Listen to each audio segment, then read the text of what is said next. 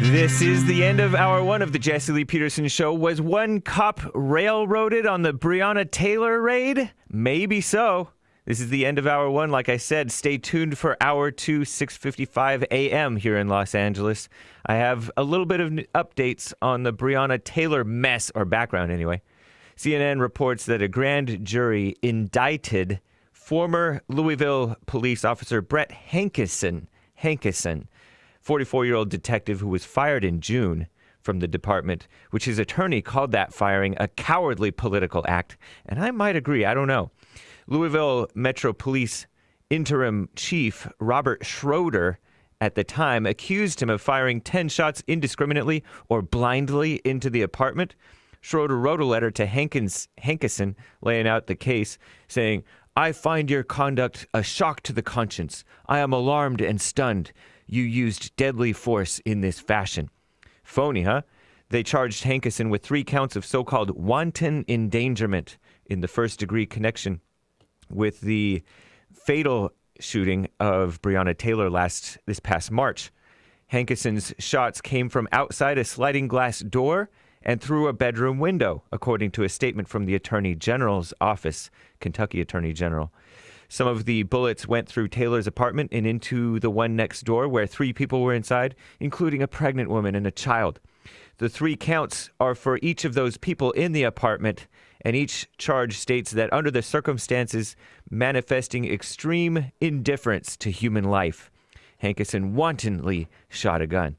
Some background, the Louisville Courier-Journal reports that local defense attorneys interviewed by the Courier-Journal in July say that the murder or manslaughter charges would not have been appropriate for the officers who fired their weapons at Taylor's apartment because they had a legal right to return fire after her boyfriend, Kenneth Walker, fired a shot.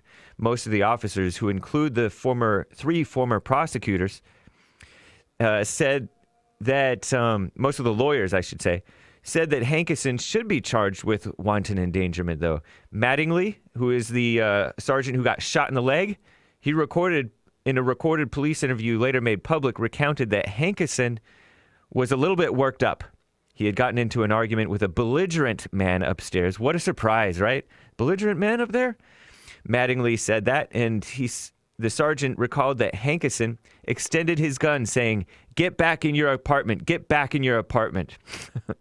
I remember looking at Brett and saying, "Brett, relax. Brett, just relax, relax," Mattingly said, because while you got to pay attention to him, that's not your focus.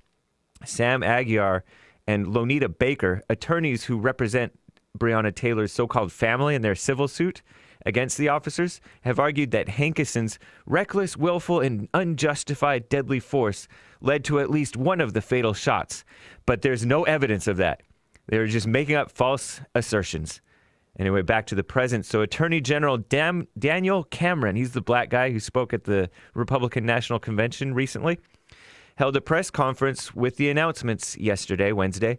No charges for the other 2 officers, and no one charged for actually shooting Breonna Taylor. Sergeant John Mattingly, who was shot in the leg, and Detective Miles Cosgrove were not charged. The Hill reports that Breonna Taylor's so-called family's lying lawyer, Benjamin Crump, the Trayvon Martin lawyer, the Mike Brown lawyer, or should I say liar, he called the decision outrageous and offensive. He's outrageous and offensive, right? The sleazy NAACP put out a dumb statement. NAACP denounces the decision to indict one police officer in connection with the murder, they claim murder, of Breonna Taylor.